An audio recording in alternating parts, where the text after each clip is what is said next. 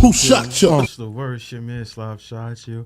Back here again in the city, man. I got a very special guest, and we here for the sequel. Let the people know who you are once again. All right, this is Gayn, and I'm with y'all again. This is my boy Slop. Shout out. Thanks for the interview. Let's go. Oh, man. Appreciate you. All right, then. So the first time we came out here, man, we did a very long and extensive interview about your humble beginnings in Crown Heights, St. John's, to be a bit more specific, man.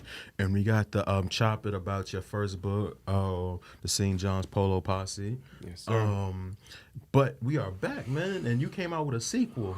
Yes, sir. All right, so let the people know the name of the sequel, man. The sequel, Volume 2, is St. John New Building Kids, The Age of the Cracking. Let's get it cracking. Yeah, in fact, so that's an interesting name, man. You got where the name come from? Where the name came from? All right, the name, St. John's is the block I'm from, and the New Building Kids, NBK, represents the 4 buildings that was established or renewed because they were abandoned buildings. A lot of people don't know Crown Heights was like a miniature Bronx back in the days. Like, a lot of corrupt landlords had, got their buildings demolished, destroyed, and abandoned so they could collect the insurances on it. Things of that kind of scams was going on in Brooklyn at that time in Crown Heights. So my little particular section of the block between St. John and Troy, we had what you would call 4 buildings that was renovated by a black realtor named Kempty. And we call those buildings new buildings. That's how we became New Building Kids. And this was during the age of the crack cocaine exposure into Brooklyn, NYC. Between the era of 80 and 91. Okay. I got you. Hell of a decade. Hell of a decade. Yeah, I got you. So, quite familiar with my mom. I remember I had my mom on a podcast, and and she she worked at St. John's Hospital. You understand what I'm saying? That's what it's called back then. Yeah, she was not too far on Troy Ave. You get what I'm saying? So not too far away. Yes, and I was like, yo, what was it like having to work during the crack era? Ooh. And she was like, so she worked day shift. She was like, every day she's like walking over a body from the night before. Somebody that didn't quite make it to the emergency room. Yeah, man. So, before we get into what was your experiences like in Crown Heights, Brooklyn at that time? Man, like I was explaining to you in the first book, when I first went to IS 390, IS 390 had opened exactly 1983. The first year, the first month of school, we was coming from school. The Jamaicans was getting it on with the NYPD. And the Jamaicans at the time had them things that had more than 6 shots. You know what I mean? Yeah. And the dude got shot in my head right in front of me. Yeah. You know what I mean? And I watched him fall on the floor and his gun slid to the sidewalk. Yeah. And I ain't want to seem like I was too irresponsible or wild though, but I was like, I was telling my boy Poopa, I said, yo, the ratchet right there, I'm going to get it. And my people snatched me back like, yo, what you doing, man? Leave that alone and get back over here. Yeah. And that was one of the most horrific scenes I saw. But I was numb to it because this was a regular thing over there, man. And this is before crack came out. This is like when cocaine was bubbling. Know what I mean? And like death and murder and going to school went hand in hand. That was part of the lessons you got to learn. But from the school to the streets, to the hard knocks. So, like, growing up in Crown Heights at that time, man, you had your heroes and your villains. Who you going to learn from? That's a fact. And who did you take lessons from? Wow, man. Me, myself, I classify myself as a what you call it, an anti-hero.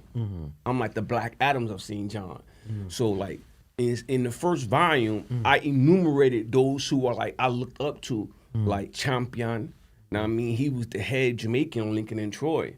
He had a restaurant, which is one of the chapters is dedicated to, called Champion House. And from him, he started off with a small, humble grocery store. Then moved to a restaurant. Then another restaurant. Then he had his own. You ever heard of rescue taxi service? Rescue? Yeah. Yeah. That's his. Oh, shit.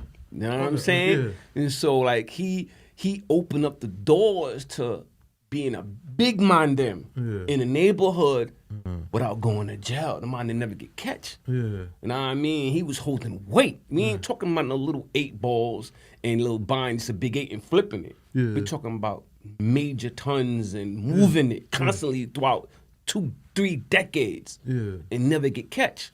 So it has another. So that's one. That's like the top level tier. And so then you had like one of my in chapter Travel Fox. You had my brethren Matarinkins at Trinity. Now I mean he had and these are my mentors. So he had a record group or a sound, as we call them back in the days, and we done battled with Stone Love. We done battled with what was that next one? Jamies. We done battled with Gemini. We done battled with Silverhawk and them. And his sound was called Travel Fox. Now I mean, it was a Trinity crew, and we had our own club in Flatbush. One of the clubs we used to regulate it was called the Hut. On Flatbush Avenue around there, you know what I mean? And we had 20 earthquakes, all digital sound equipment, and we talking about 89. Lit. We played at Ballroom. We played at Biltmore Ballroom. It's a chapter in it too, in New Building Kids called Biltmore, and you will see it. We played in Ballroom, Starlight. We regulated Reggae Lounge and Trinity Hall and other grand spaces of the reggae world at that time. And who else? Let me go to the next side. My next tier would be like Big Goat T-Born, shout out, you know what I mean? I shout him out. He was another one of our mentors. Trini, because of Trini, when I got incarcerated, I named myself after him because enough people used to think I was Trinidadian because I had the name Trini in prison. I'm Haitian, you know what I mean? But Trini was someone I looked up to. He lived right across the street from me. Yo, this, and then he in the book one, St. John Paul Pastor Gave Rise to the Nation. He used to always come through with the big dirt bike, the whips, the ratchets. He had the personality, the flyness, the ego beyond Napoleon. You know what I mean? We ain't need no Napoleon. We had Trini. You know what I mean? Then we had Big Un. You know what I mean? That's just one. They had Little Un. They had the different caliber of individuals. And these are the individuals. Besides, this is just Current Heights. We ain't even talking about my Flatbush crew. But from Current Heights, these are individuals. Plus, I can't fail to mention Pupa Danger. He was the one he was like a year or two older than me.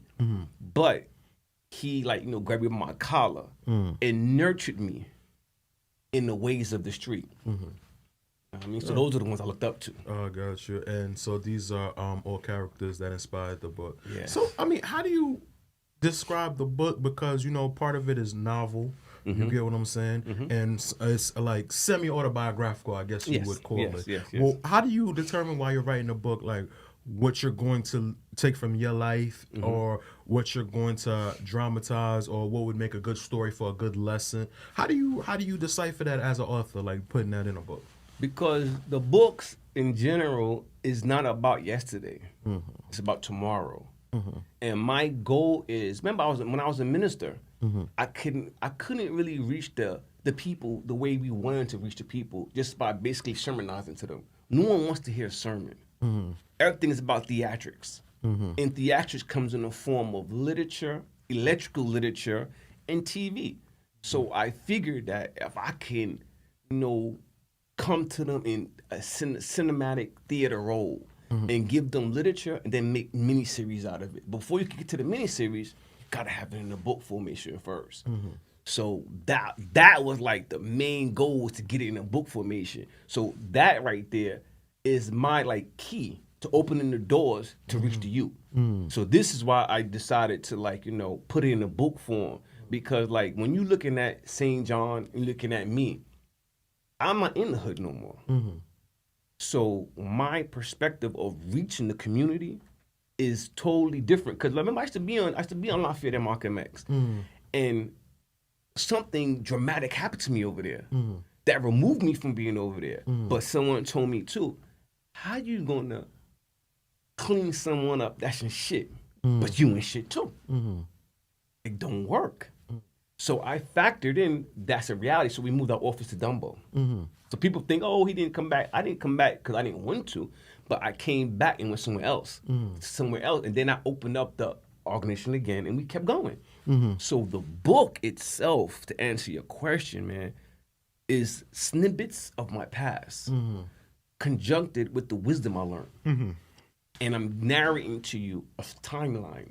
Because in this timeline is giving you historical narratives, but with explosive jewels for the present youth to study from. and our elders. What you think? What you think is a lesson the youth could take away from the '80s and stuff? Because I mean, with all the technology and stuff, you would think like we might not ever go back, or we might not have another lost generation as far as we did back then. But what are some of the things we can learn from the '80s, early '90s? For my story, protocol. That's one of the initial things, is protocol. We didn't have protocol right now. I mean, we don't have protocol right now. And what's embarrassing is that we have a lot of gang type organizations, but it's still no protocol. It's no respective of protocol. So what the book is showing you is that it's like, for instance, when we go back to the Trial Fox scenario, how me and Indian, how not necessarily me, but the character G Money and Indian and Pupa Danger, how they was relating with the elders of their community, their mentors, how they was able to get consignment or borrow drugs from their elders, but make sure they paid it back. They make sure they did the books. They make sure they was organizing all the activity they was doing to be able to make enough income to take care of themselves, their women, and their extended peers, but yet give back what they borrowed. So this was economy and organization all in one, which is missing right now, and stay fly, and stay relevant, and at the same time, not disparage on their peers, but be examples. I got you. It wasn't no runoff on the plug. Nah, we didn't play that. I got you. So I mean, so now, like, I want to get back to that, like the youth and stuff like that.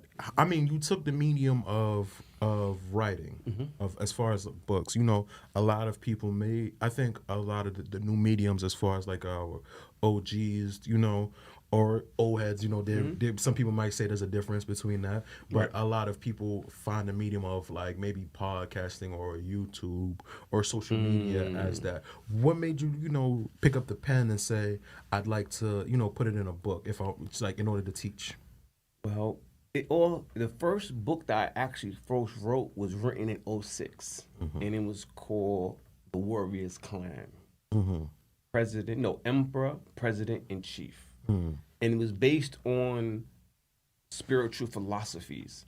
So that book went above everybody's head when I published it in Barnes & Noble. No one really peeped it. It was too complex for people. The people that did read it said it was too complex for them.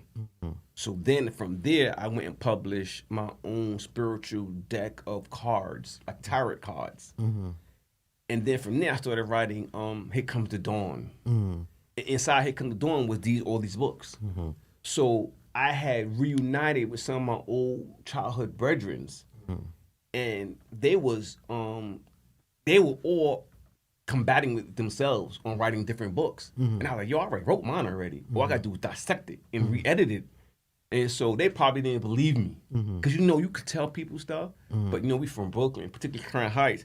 Oh, you just fast talking me. Yeah. First book came out, St. John Paul Posse. It took everybody like a storm. I had for a whole year a whole hate campaign attacking me, saying that I'm not even from St. John, that I'm this, I'm that, slander out of the mud hole. But a lot of that slander wasn't based on no what you would call virility. It was based on, damn, we was with this guy. Look how fast he took off. But I already warned them. I said, yo, I already got my stuff already intact. So what I'm saying is that the pen is important, because in order for you to get a movie out there, what you need your literature first. For a fact. And a lot of guys run out there and make movies, make series, but they ain't got no books. And then they wondering why people jacking them. People jacking their movies and remaking the same movie, but put a different name and a little spin to it. But when you, like, what I did was, I was taught, make your book, then get a script to it. But see, like I tell a lot of brothers and sisters, when y'all do get y'all books, make sure y'all trademark your name. And then on top of that, get your copyrights in effect. You gotta get your barcode and all that. But one important thing is this: sign up with WAGs, Writers Guild Association. Okay. Very important to protect your script. Know what I mean? So now I got my stuff coming out. They can't just go and what is it? what's them companies like EA and the different different TV shows. They can't they took the TLC movie, the Tyson movie, and they just made their own story of it. Yeah. You can't do that with mine because I protected my book. I protected trademark my name, trademark my story. So what you gonna do now? You can't. You can't just run with it. So the main point of like writing and putting in protecting protection. Okay, you can always say this was here first. Exactly. And then also with your book, once you protected it and it's in a book format, now I can choose to do any type of story I want to. I can make an animation. I can make shorts, long film, short film. I can make snippets of it and put it inside of comic books. I can rely upon it now to do what I want. Because one of my goals is to go back and make a sci-fi fiction out of all the books and make a superhero anime out of it. Make all the characters give them what they call alter egos and superpowers based upon the timeline. That's dope. That's actually pretty fire. Yeah, I didn't. Sorry, the book. No, that's actually no. Because me as far as like doing this, you get what I'm saying, and like you look at everybody now, like you hear like a million stories. Like I get a million stories. And most people choose they feel like the youth won't pick up a book, so that's why this is usually like the mic is usually their first thing to do, or they'll pick up a phone and they'll talk for hours, go live. You understand what I'm saying? First thing somebody wants to do is a dialogue or a Vlad TV interview, to get their stories out. So I thought a book was rather unique.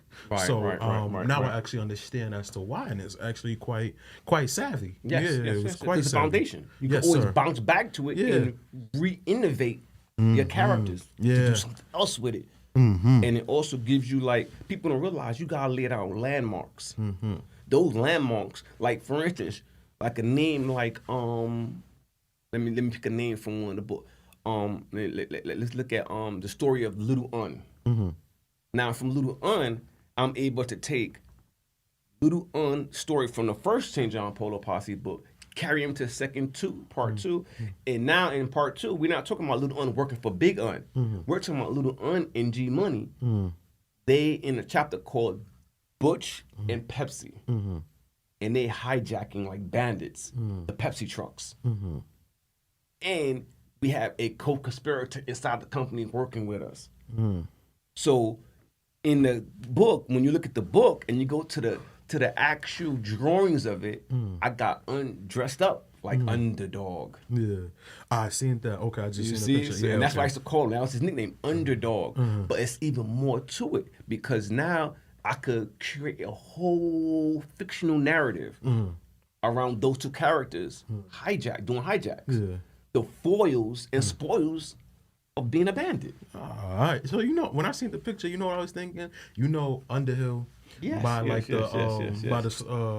the library and stuff like that. They have their own mural of Underdog and stuff like that. So I'm thinking it's representative of that, by Underhill and stuff like that. So that's actually dope. Put that together. What I do want to touch on the hate campaign because I was definitely tagged in a lot of it. But me, I usually don't. I do so many interviews and stuff like that. I've had a bunch of rebuttals from my interviews.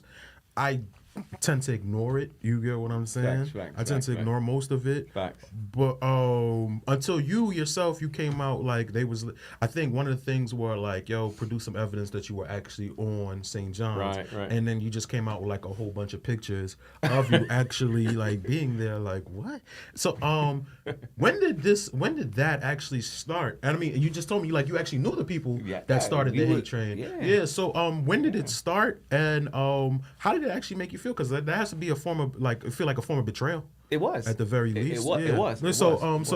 How did that start, and how were you feeling through it? Actually, book one, it was this individual that I'm standing on St. John with that started it. Oh, okay. You know what I mean? I was invited to this event on St. John in Utica. What was it? What was the day Kobe passed away in 2020? That was like February. It was sometime in January February. 20th or something like that. Yeah, it was 20th. early first and quarter. that day I came to the interview, I had pulled up on my Bentley, whatever, around the corner. Had my little team. He didn't even know I had my team with me around the corner from Gates. Yeah. You know what I mean? So we over there chilling. I walk by myself over there. So I go over there, and when I walk up on the block, I see a lot of the kids that's in St. John Pope. I see the younger kids, the older kids that was with me in school in 390. Yeah. And they all looking at me, and I'm not one to I'm not one to introduce myself. I'm not one to be grinning and chucking with people. So that was Pete, right? Oh, that's my. So at that moment, he brought me over there. You know what I mean? To do. I went over there to celebrate what they do. You know what I mean? But I never was a low life. My crew was Polo Posse. So I went over there anyway, and when I went over there, mad heads that knew me from the block. Oh, wow, you look so good, da, da, da. And I'm just looking for yeah, whatever. I mean, you had beef back in the days, so pause. Yeah. Like, back up. Yeah. We ain't friends. Like, I wasn't friends with none of them, so, but I still went over there anyway. Yeah. Went over there, whatever, they flipped it up with me and everything. And I said, you know what, I'm out because this is not my vibe. I don't drink. Yeah. I don't smoke. Yeah. And all they was doing was getting high. Yeah. And smoking, Yeah. and flicking it up. So, and nobody had no permits to do nothing. There was no barbecues, no food. It was no really established thing going on. So I said, y'all just hanging out to get high with each other as a way of reminiscing. Back in the day, I don't do that. I don't get with my people like me and you. You know how we get together? Building here. business, yeah. Right here. Yeah. See, this is how I inspire to you. Yeah. I'm cooperating with you. Yeah. You get where I'm coming from? So me going in the hood, just smoking and getting drunk in the street, that's called loitering and soliciting. What is wrong with you? That's an illicit thing. You can get arrested for that. Yeah. I'm out. Yeah. So I looked, I'm like, what? I'm out. I walked off and I came over there, Louis boots, Louis jeans, Louis book bag, Louis suspenders on, Louis belt, teeth was glittering, rolling on. I'm like, y'all dudes ain't even ready for me. Yeah. Y'all still back thinking y'all trying to reminisce in 86 and 85. Yeah. I'm not trying to go backwards. I'm going forward. So I gave homeboy my tarot cards. Yeah. Yo, this is what I published already. Yeah. Now I'm already published. You trying to get there. I'm there. I got a nonprofit. Been a minister for over 20 years. Got my organization. You don't know what I've been doing. I'm right up the block of Malcolm X in Utica. You think it's what I said part of the hate campaign was you not nowhere around here. No, I was in the hood the whole time. Yeah. You just wasn't in my circle because people have a tendency of hiding behind the internet. Yeah. They hide on YouTube, they hide on Instagram, and they philanthropically act like they're giving you something by making gossip more than what it is. Yeah. I don't have to give gossip. I got physical works of what I did. I done gave hundreds of thousands of dollars to Haiti when Haiti had the earthquake. We bought hundreds of thousands of pairs of jeans, sent to Haiti, rice. You know what I mean? Sent bottled waters in 2010. You know what I mean? I donated to Egypt when Egypt when they had their little revolution. So I understand what it is to give back. I've helped kids get what you call scholarships. When I was on Malcolm X in Lafayette, we throw barbecues, block parties on a regular basis. We do tours through the whole New York City. We on news, New York One. So it's like, and they say, oh, well, you came on our block to steal our movement. I said, what movement? Getting high on the corner? That's a movement. Well, you keep that moving. Yeah. So like I said again, so when the hate campaign actually started, it started before, but in secret. It was in secret behind my back, conspiring against me. So this was this before the book? Or No, this is right when as soon as the book was written and dropped. Yeah. He was still my peoples, shouting me out. Yo, say how to change down Pole Posse. Yeah. But then when he seen, I started making a couple of numbers. Yeah. And then he finally saw French Montana in my hoodie, driving in the Bugatti, shouting me out. That night, during Ramadan, he went and made a big post and sent it to everybody that was following me. Yeah. And it's like, that's kind of corny because you telling me I'm all this, I'm all that. I'm not from the hood, this and that. But what you're doing here, you are emailing, you're texting the Source magazine, and you telling me you from the hood, you from the street. You could have called me on the phone. Yeah. You got my number, homie. Yeah. Well, what was it about though? Like no one. That's the whole point. It was the argument that they waged against me was that I'm a charlatan. Yeah. I had never been from St. John's. Yeah. I'm not from St. John. But at the same token, he said his campaign was an exposure to expose me. Yeah. So what are you exposed? Yeah. Nothing came out of it. You've never once said that you were from there. No, I am from St. John. You said no. You used to say that. Yeah. But not low life. Yeah, exactly. I never said I was never low life. said you was. Yeah. Never. So, you always made the distinction. Exactly. Yeah, there's a difference between Polo Posse and low. I asked you that in the first interview. Like, is it connected? And you always said, nah, it came up around the same time, but never. Yeah. So. But the thing is, homie. I know homie grandmoms. See, we was cool together. We started to get. But that's not what he said, though. Exactly. He said, he don't never know heard of you. Yeah, never heard of you. He wanted you to produce some pictures of you hustling back in St. John's. And you see, look, I showed a picture. Yeah. You know what I mean? With me in front of my building, 1288. Yeah. With the rollie on 1999, with the big rollie on in front of my car, my 1993 420 S class with the 19-inch rims in front of my block on St. John, Detroit. Yeah. You know what I mean? So it's like to say that I'm not from the hood, and you want me to produce pictures? Well, I did produce pictures. What you want now? But see, they don't want those pictures though. What they want is pictures from like when I was like 86 or 85. But I had a tremendous life. Yeah. Meaning that, you know what I mean? My mom's is an ex-drug addict. Yeah. And my grandmom's, she's old at that time. Yeah. And so like my girlfriend, like she had, when I got locked up, dudes on the block framed me. Yeah. You're gonna see that in St. John New Building Kids, Yeah. chapter 12, I think 13, it's called The Frame Up. Yeah. Dudes on my block actually framed me. Yeah. And put me in jail for a crime I didn't commit. So I served 10 years in prison for something I didn't do. And all these dudes know that. Yeah. So I didn't, confess to nobody. I just did my bit. Yeah. Took my time and came home. Yeah. So I don't have no pictures to present when I was a child. I don't. People got, but they're not bringing them pictures out. But that still had nothing to do with me actually being from 1288 St. John. So this is why the new book is highlighting the new buildings. Because for you to say I'm not from St. John, now you got to, and you notice one thing though, he's never brought not one person to the forefront from St. John, Detroit. None of them. None of the campaigns, none of the different YouTube shows. They challenge, and matter of fact, one of the kids that they brought up, that's from, I think he's from Gara in Utica, Gara, Schenectady. He's one of the main members of the Low Lives and that guy's clique. And he said, yeah, I know him from back in the days. Yeah, he used to wear polo, head to toe. Yeah, and you know what? He was getting money.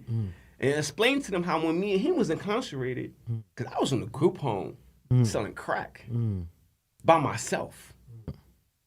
So you telling me if I'm in a group from out of town, making major moves, selling drugs in a group by myself, and I'm only 14 years old, I can't start a legal organization called Polo Posse?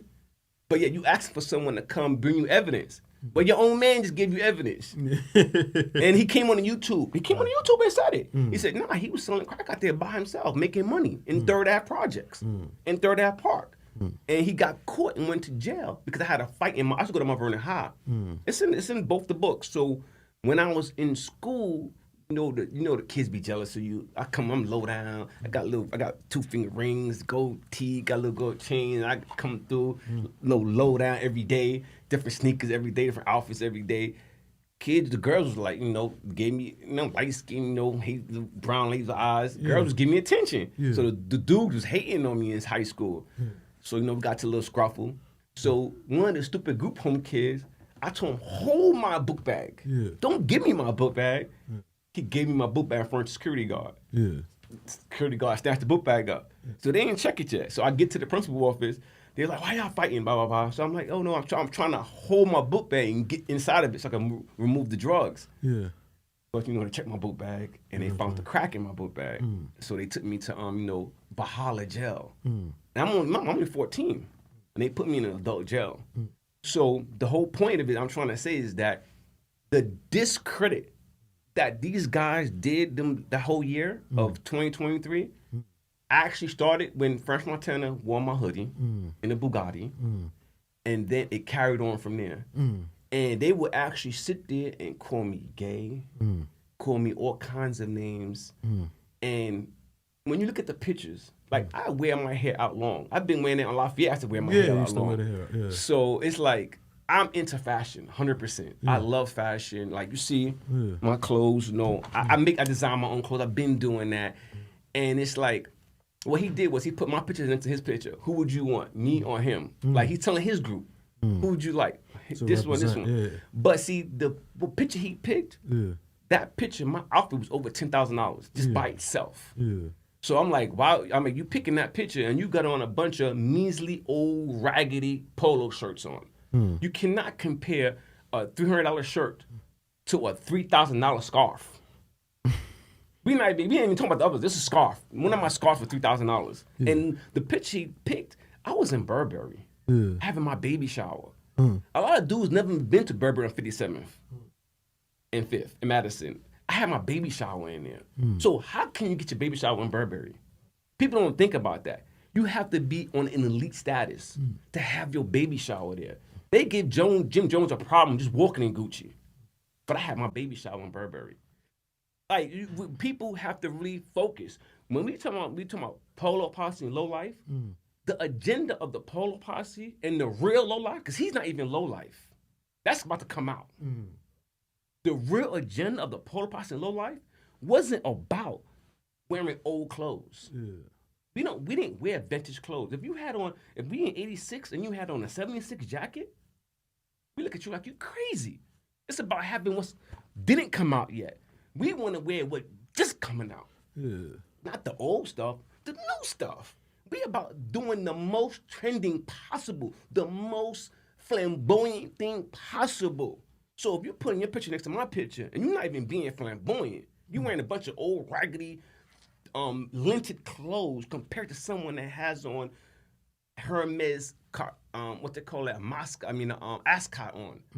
I had an Angelo Glacello silk shirt on, Burberry blaze on, Burberry slacks on, red bottoms on. What world are you looking at? Because that's not a low life. The real Polo Life people, they was about trend setting and having the most illest clothes at the moment, not wearing vintage clothes.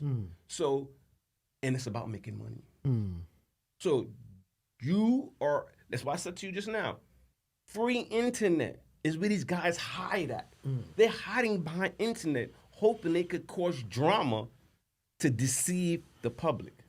But you can't deceive these youths. These youths see the bling. Yeah. You can't compare a polo shirt to a $10,000 watch or $10,000 rings. It don't work. It don't work no more. So do we call them people garbage baggers or abomination or homosexuals that just go on YouTube and talking junk now? Yeah. You see, look at where we at. Look at where we in Slop at right now. Come on, look at this is plush. Yeah.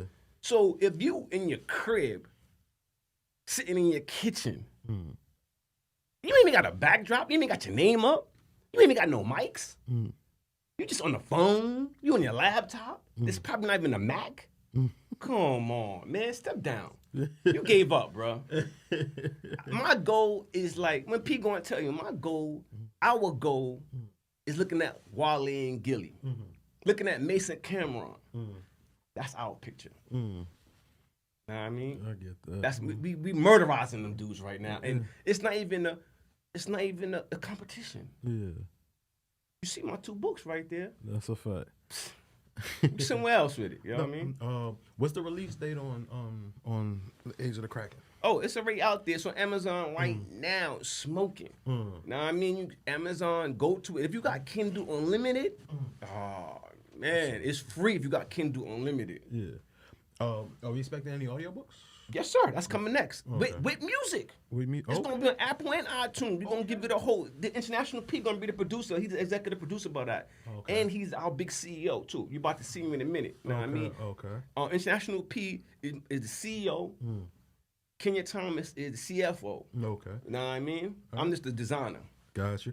All right, so, but before we get you out of here, the clothes, man, because you just showed me some fly shit, man. Let them know, like, what you got going on, what we looking at as far as, like, a spring, fall collection, how they can get it, and things of that nature. All right now, before I even tell you what we got, you can get it at www.elgaragain.com. Yo, it's lit. You go to TikTok, put in Elgar Gayn. You know what I mean? You go to Instagram, El Gayn Official, you can get it. You know what I mean? I come on every Monday and Tuesday at 9:30, Cookie Roller Fashion. You see me presenting the illest pieces ever. And number two, check this out. Right now, Putin just dropped a bomb during Ramadan. The bomb was he unleashed all the black portraits of all the holy people of the scriptures, letting y'all know that the Virgin Mary and Jesus was black, Moses black, Abraham black, the 12 apostles black. So before that even occurred with Putin dropping such a revelation, we at El Gayn, we released a T-shirt called the Cookie Madonna. Now I mean that's the black one, and y'all probably see it on my gram. You see it on my TikTok, and you know what I mean. We call her Cookie Madonna. You know what I mean? She got the Christ in her arms. You know what I mean? So check, peep that and get that. Man, make sure you go get that T-shirt from elgargan.com, www.elgargan.com, and we got the Cookie Apostles T-shirt. I got that on right now. It's the 12 Apostles, but we got it as the Cookie Apostles. So the thing about our clothes, you gotta give it a nod to it, is because we're taking our scriptural teachings, which is our Bible and Quran and historical documents, and we incorporating it with both our books. So every one of our characters, we are giving you a holistic approach to how we look at ourselves, religiously and spiritually, whereas we're making our stuff applicable to a philosophy that is incorporating our clothes and making it our culture. That is something that if you, like I was telling brothers during the Cookie Roller Fashion, I was like, yo, if you don't like me, this is your time to atone during Ramadan. This is your time to make amends. This is the year of whoever's making time is going to make it for the year of power, which is next year. Next year, the year of power. Now, I mean, this year, the year of time, 24 represents 24 hours of the day. If you're wasting your time hating, you in the wrong world now. This is the time to link up with people. Because if you're not doing something with people in a productive, and productivity means making business to make sense, which is funds. If ain't no funds being made, you wasting time. Period. So our T-shirts is illuminating to you what's going on in the world today. It's a time to let the black youth know you are cherished. You are valuable. The World War III is being fought over you. World War III is being fought over the black youth. To direct them, to guide them. Africa is being West Africa, is Central West Africa going to the north, is being freed. Every different month, every other month, you hear a different country, Chad, Mufasa, Niger, rising up against the what? The colonialists. And doing that, that means that the youth is doing that in America. And you gotta support your black independent brands. How are you gonna say have a brand and not support it? Do not be a walking billboard for the colonialists continuously. I wear Gucci. I wear Louis Vuitton, but I mean Christian Vuitton. But do not get caught up and not support and sponsor your own. You gotta sponsor your own. I sponsor this brother. Brother sponsor me. You gotta sponsor your own, cause that's where it's at. Economic empowerment. Farrakhan has gave us the blueprint. His teacher, Honorable Elijah Muhammad, was already redeemed, y'all. They gave Malcolm X's daughter over $20-something million because the federal government and NYPD was responsible for his death. Not Elijah Muhammad, not Farrakhan. Aziz Muhammad, I used to be under him as a student and as a FOI member in Nation of Islam. He was just given $26 million for false incarceration. We have to read back and take a step back and press the reset button. You have a hate campaign, rewind. Don't hate on your brothers. If your brother did something wrong, law with him. All right, you could dismiss him. But to wage a campaign is to wage a campaign against yourself. But you know what I mean? I'm here in the clothes, the Cookie Monster hoodies, lit. This is what I got on right now is a pea rose. Now I mean pea thorns. This is inspired by the concept of a rose rising up in concrete. So my concrete is from the streets of St. John, which is the first step. Know what I mean? So if I'm looking at myself, I want to give myself flowers. So I put flowers on my clothes, roses. So I give roses to everybody. That's fly shit. Know what I mean? That's fly shit. This is what I'm talking about. And yo, it's about economic redemption. I'm not waiting for reparations. I'm taking mine right now. I'm not waiting for you to give me a meal. I'm taking my horse from you. That's fly shit. That's fly shit. Yo, Know what I man. mean? Yo, G, this was dope. As Yes, usual, sir. man. Yes, sir. Yes, sir. I appreciate you, man. You got P with Yeah. you? Can I bring P in now? Let's bring P in, man. Hey, yo, P. John, I have a very special guest. Can you please let the people know who you are? International P. Everybody know International Networks, Coke Boys. That's a fact, man. P, I appreciate you, man. Definitely always nice to have a legend come on, man. How have you been? How's your 2024 been so far? Alhamdulillah, man. Alhamdulillah means all praises due to God. So if you ever ask a Muslim, how's he doing? Everything is good, they're going to say Alhamdulillah. And if everything is bad, they're going to say Alhamdulillah twice. So Alhamdulillah. Okay, you just put me on the game. Aha. Because the whole thing is, like, if everything is going good, okay, alhamdulillah. But if everything is going bad, it's because God is trying to send you down a different path that you might be comfortable with. Yeah. But at the end of the day, that path is going to lead you to the greater success. That's dope, man. So for the people that may not know, man, you are the founder of Fight Club. Alhamdulillah. Yes, sir. Very prominent within the community. You get what I'm saying? And not me on my own too. You know, there's a couple other guys involved. I was just the host of the face of it. So, you know, but shout out to my brother Jay. Shout out to my brother Riggs. Shout out to the whole team, Adlai, everybody, man. Super O, Big Daddy O is going down. I got you. I see a lot of like battle. Not see if you are in hip hop in general, you see battle culture in Yes, general. sir. It Yes, has sir. taken over. Did Yes, you, sir. when you were hosting, when you was on MTV2 and things, did you think that it had the potential that it had? I mean, where it's to be where it's at now? Did you see That's why we put the work into it. I mean, you know, hip hop is a sport, and battling is a battleground. All the greats came from battling. Eminem, Jay-Z. We all heard about the Jay-Z DMX battle. Just, you know, what you did once battling got you that spot, that light. What you did with your light, right? French came from battling. You know, Jay-Z came from battling Eminem, and they took their light and made their light all the way international when it did songs and did their thing. Some other dudes, it turned that they never did albums but made money like the dudes that had albums. Because at a point, you know, dudes was charging $90,000, $100,000 a battle. You know what I'm saying? Still right now to this day, some people command them prices. So, you know, what we did was set it up for the person that was just a battler to be able to have a career and be fruitful just off of that. That's what Fight Club did. And it also was the first time that we took street culture and put it on a major television platform, the only time too, because nobody else did it after that. I definitely knew, and you know, we definitely was part of all the other leagues that came out. You know, I had my little percentages in it, stuff like that. So yeah, man, that was always my vision for it to be how it is now. Visionary. I mean, because like I remember, and maybe just because I was younger, you know, in high school and things like that. When I seeing it, man, I'm thinking I couldn't imagine it being like where it's at. Because I'm thinking it's just DVD culture. This is just something I share amongst my friends. Right. We share, what you got? Oh, yo, did you stay up last night? Did you see who they had on last night? You know, it was stuff like that. So to see where it's coming, where it's went, and to see like, you know, eventually like the people like making like careers off it, to the point like you said, I never have to make an album. You get what I'm saying? I can just battle. Yeah, I can just battle. Yeah, to make a career out of it, man. Salute to you for you know, being the ones of those God times. first, man, because it's all, man.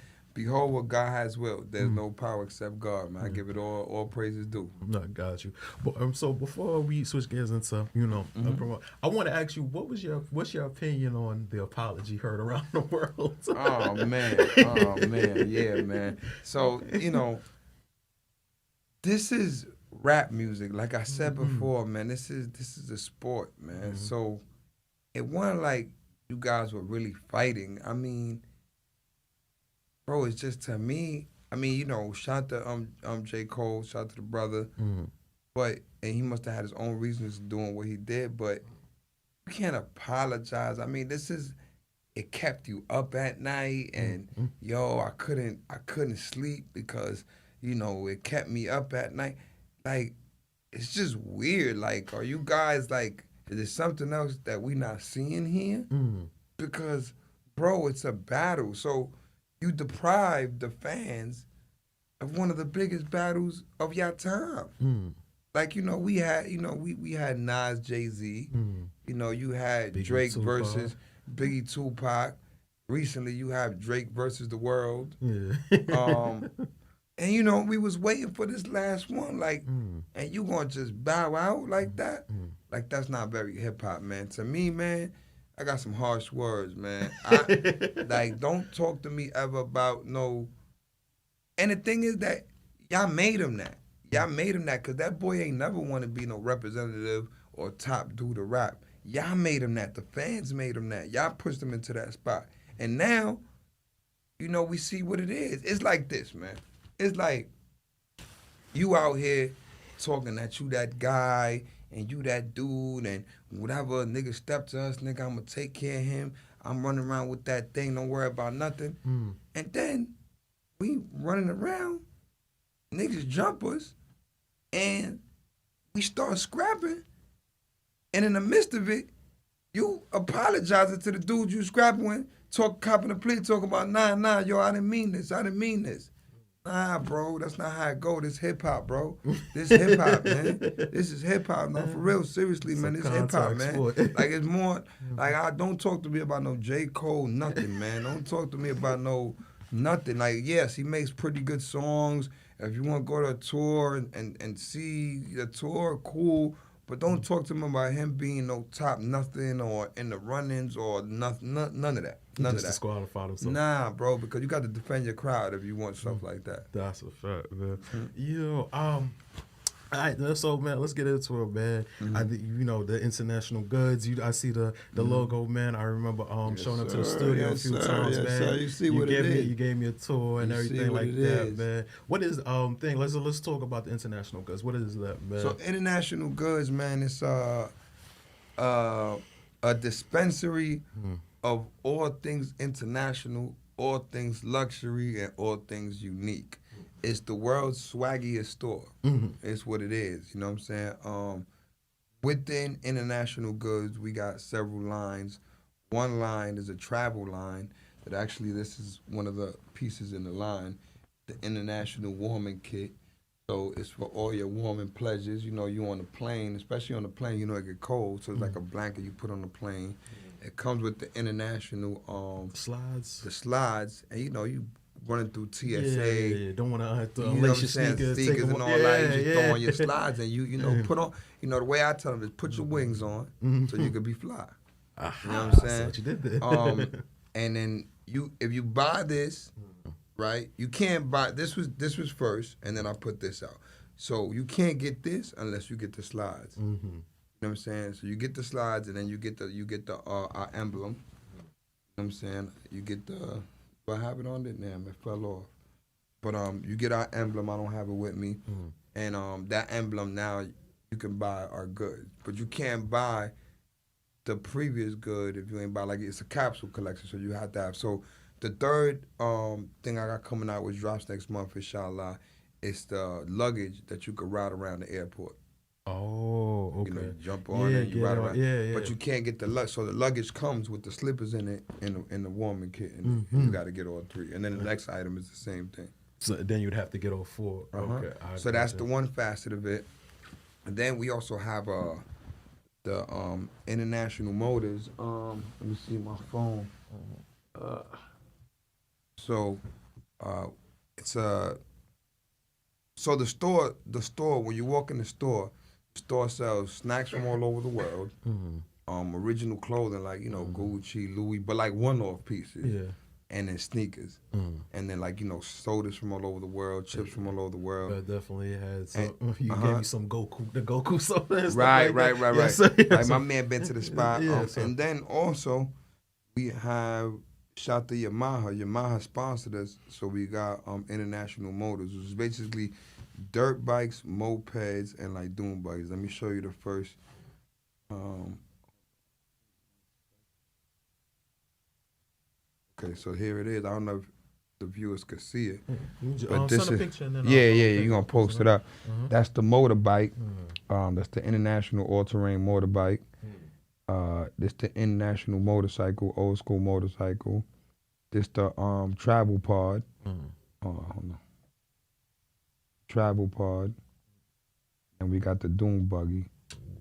You know what I'm saying? And all that is, you'll be able to find that at all the international goods stores. So it's basically, all terrain vehicles, ships from all over the world, sodas from all over the world, clothing from all over the world. Basically, you walk in, you get a passport, and everything you get in the store, your passport. You buy the Yamaha from Japan, it gets stamped with Japan. You buy the chips from Italy, it gets stamped with Italy. So it's basically an experience of you being able to travel or having to leave your state or your country. That's fine. Yeah, that's actually pretty genius, man.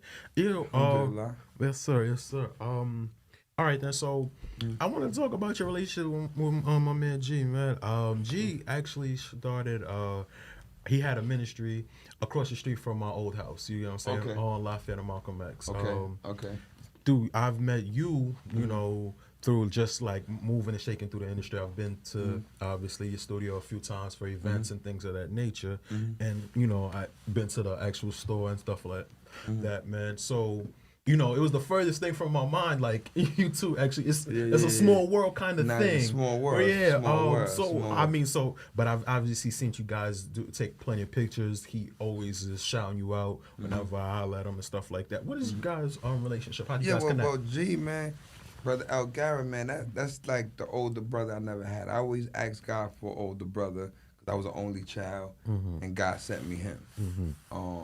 I met G when I was just coming out of high school, before I went to college. Because before I went to college, I didn't really want to go to college, so I took a year off. I was working in the industry. I had caught a job at Macy's, and I would go to the clubs all the time. I would go to the I would. It's funny because one time I seen him in the store, and I ran up on him. You know how you try to help people in the store, try to help him in the store, whatever. Then no, I seen him in the club first. I seen him in the club, and then he came. I seen him at the store. I ran up on him in the store. We started talking, and then he would come. As you can see, Swag G. He always was a Macy copping out. Then it was crazy because we was young kids, and at that time Speed was the joint that was popping, and we was mad young. He was older than us, but he would get us in the club. We didn't have to wait on no lines. You know what I'm saying? He had the whole club on lock. But we was just a bunch of young dudes. We just followed behind him, and then he had came to the store. I remember I helped him get a job at the store. We used to just run around there, and at the time, we was very, still are. We was always searching for the word and for the true word. And if you know G, this dude got mad knowledge. So he was also always put us on. He put us on to Farrakhan. We would go to his house and just spend hours and hours like listening to Farrakhan and listening, to the word. And it was like the older brother that you never had. You know what I'm saying? A lot of stuff too, like when it came to just being real, just, having some type of example of a man around, you know what I'm saying? He was that guy. He was that guy for us. Got you. I got you, man. Obviously you're wearing LG's brand at this point right now, man. What's your role into it? Because he was explaining some of your role within like his brand and stuff like that, as far as the clothing line. Okay, yeah. So I'm pretty much, whatever my brother's into, I'm going to go hard for him, just like whatever I'm into, he's going to go hard for me. So I'm kind of like the guy that's bringing all the celebrity interest through, bringing kind of like the cool department of the brand. What you usually do. Yeah. So just bringing the coolness aspect and making them synonymous with what's going on in New York and what's going on with just the cool people all over the world. You know what I'm saying? Placing the clothes in the right hands, in the right places, taking the right pictures. making the right moves to be successful, inshallah. I got you, man. What do you? I mean, you guys bounce off each other, man. What's a conversation between y'all like, man, on a regular day? A lot of man? arguments. How do y'all? A lot of arguments. What y'all usually arguing about, man? Arguments, a lot of arguments. It's just the old school versus the new school. That all. You know what I'm saying? Like, we never gonna understand the old school, and the old school ain't never gonna understand us. But shout out to him that he allows me to. IP, if that's what you think, let's just go with that. You know what I'm saying? And I defer to him too on things that, that I don't, necessarily know like him. You know what I'm saying? We trust each other. I got you, man. All right, man. Seeing so far, you celebrated EID and stuff like that with French and things of that nature. What's your relationship with French and Coke Boys? Because you came over. It's been a minute. You've been rolling with Coke Boys and stuff like that. Yeah. So French came from Fight Club. Like he was one of the kids battling at the table. So and plus we from the same projects or the same area. Not the same projects in fact, but from the same area. So our area is Mitchell and Mount Haven. So I went to school with all the brothers from Mount Haven, but I'm from Mitchell. So, I was always there. I was in that neighborhood where he came up before he came to the neighborhood. So when he came to the neighborhood and started battling, I had my show was already like number one on TV, the Fight Club joint. So people was like, yo, this dude is from the hood. We got to help put him on. Like, we got to help put him on. So, of course, and him, Kai, which is one of his best friends, I went to school, and Kai's brother was actually my best friend growing up. So it was just like, he took me by the neck, like, yo, my nigga, you got to help out. You the only nigga on TV right now popping. You got to rep. So French came through, did his thing. Then at that time he had Cocaine City. So I used to interview a bunch of people. So when I would interview him, I would tell French to come and interview them for the DVD. For his DVD. I remember it's funny story. One time I went to go see Puff. Because at that time I was rolling with Puff a lot. Puff used to use a lot of the guys from Fight Club to write for him. And I remember going to interview Puff, and I told French, pull up with me so you could get the interview after. When I get there, Puff's kid's like, hold on, let me call Puff. Puff get on the phone with me. I'm downstairs.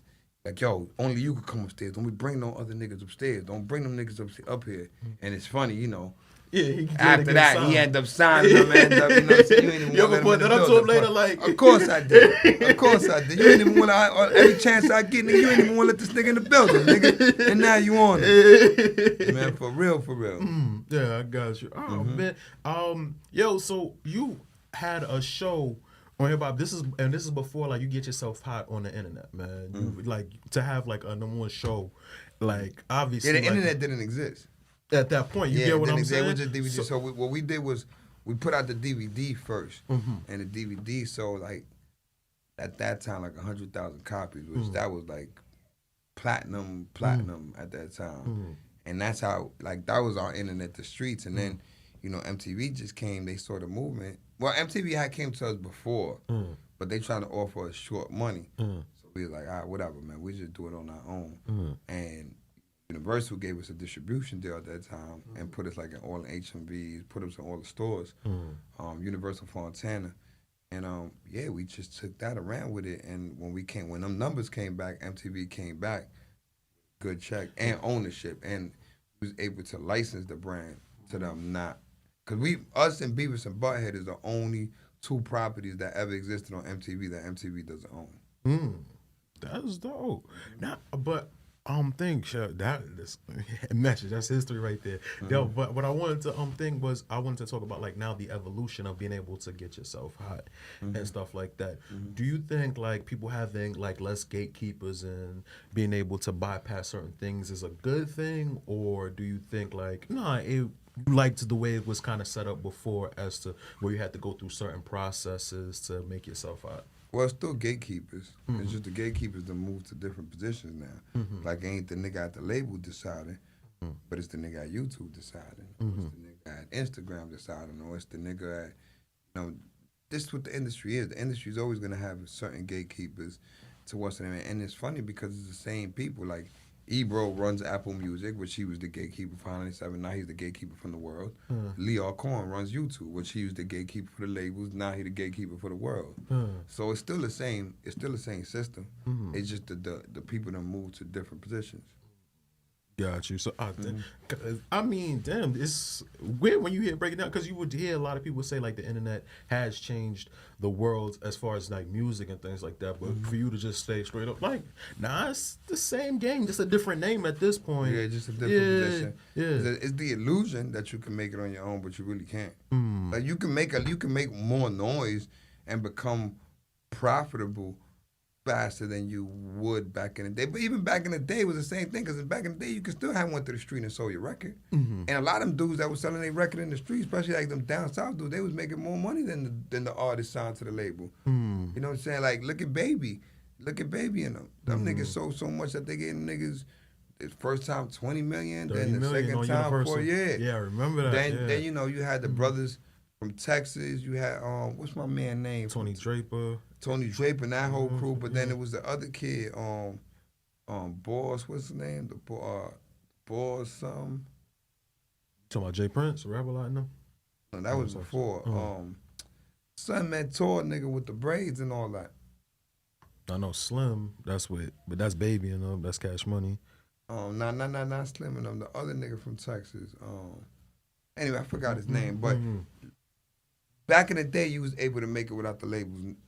True, as well. You know what I'm saying? So it's the same thing. It's the same thing now. It's just like now, what the internet allow you to do. Well, this is what happened. I'm gonna keep it 100% real with you. The labels made the internet made it to where the labels don't gotta invest in development no more. See, before you was nice, I could take you to an exec, and the same day we was walking out of there with a check for your development, to put you on, for all that. Now, the labels don't want to hear that. The labels wait until a nigga gets super hot on the internet yourself. See, drugs happen. See, drug dealers start investing money into rappers, and then the internet came out. So now the labels, they don't gotta take a risk and seeing if they can pop you off. They just wait till niggas pop off on the internet and sound like the biggest nigga that's popping off on the internet. So that's what the internet did. The internet just made it easier for the labels to pick and choose who they want to mess with. And it made it harder for the artists, because now you have to invest your own money into blowing up on the internet. You got to do that. Like, you know what I'm saying? It gives you more leverage, but it costs more money. I got you, man. So as far as P, I think we talked a lot about international goods and international networks too. Shout out to international networks. That's the consortium of shows that we have on the internet. We got the Straight to the Point, Cold Cash, shout out to French Montana for letting me do that. So it's like the new Cocaine City. We got Cookie World with my brother El Gara. We got Monday Night Fight Club. We got Trendy Tuesday. We got International Open Mic, 60 Seconds of Comedy on Wednesdays. Thursday, we got I Guess 30 Thursdays and Therapy Thursdays. And then on Friday, shout out to all my ladies, we got Bad Bitch Friday, which Bad Bitch stands for Beautiful, Intelligent, Thick, Corporate, Honest Females. That's dope. So shout out to all the shows. Shout out to Malakata too, everybody all over the world that's helping me put it down. That's a fact, man. With all these things, man, I just want to know, like, what's a regular day like for you? Because you do have so much going on, man. Man, I'm on that phone 24. My ear about to fall off, man. Like, wherever I wake up in the world, I travel a lot. Alhamdulillah. Because of my job, I travel a lot. I'm not in Cali with French or somewhere with him. I'm in DR or I'm in Europe. Like, I travel a lot. So, speak Spanish, by the way. Yeah, I speak Spanish. Rather well. I speak Spanish and Arabic. Alhamdulillah. Yeah. So, so it's like wherever I wake up in the world, I just get on my phone, see what's going on for the day, go to whatever meetings or whatever little thing I got. At nighttime, I'm probably in somebody's club or something. Not really there to party, but there for work or whatever. Yeah. And then I go home and I watch YouTube and documentaries. That's my favorite thing in the world to do. That's a fact. pretty much it. That's a fact. My man said he knows Spanish and Arabic, so no matter which store he going to, he knows you saying behind the grill. He knows exactly what he's saying before he get that chopped cheese. There's the papi or the aki. He know exactly what y'all saying. 100%. Well, I say no sound la picosa no latina me no wa hamalup se la hati what was but hagi what was a bit sober. I'm taking them with me now. You understand what I'm saying? I want to know exactly what this. I said no red peppers, man. That's a fact, man. Yo, so let the people know how they get in touch with you, man. How they can contact you. You know, you can hit my grandma intl.p.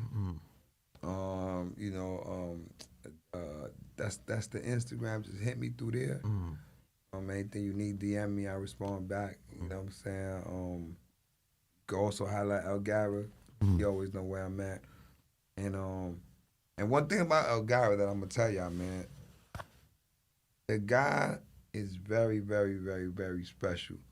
Down from his brain knowledge with the books to the fashion. And then these clothes, they have a lot of meaning, a lot of love, and a lot of, I would say, knowledge goes into these clothes. Every little stitch, every little fiber, every little piece in the clothing means something. For example, like the symbol. Like, I don't know if you explained this, but the symbol is, this is the earth. This is the sky over the earth, and then the sun over it all. So everything, nothing in the clothes is by coincidence. So it's like a piece of clothing that helps you study the world. So, man, y'all tune in, tap in, man, and stay abrupt, man. And these books, man, is explaining a lot of things that people haven't explained before, man. And eventually, inshallah, we're going to turn them into short movies and movies. So, y'all stay tuned, man. Y'all go pick up them books. Read that knowledge, man, and tap in with us.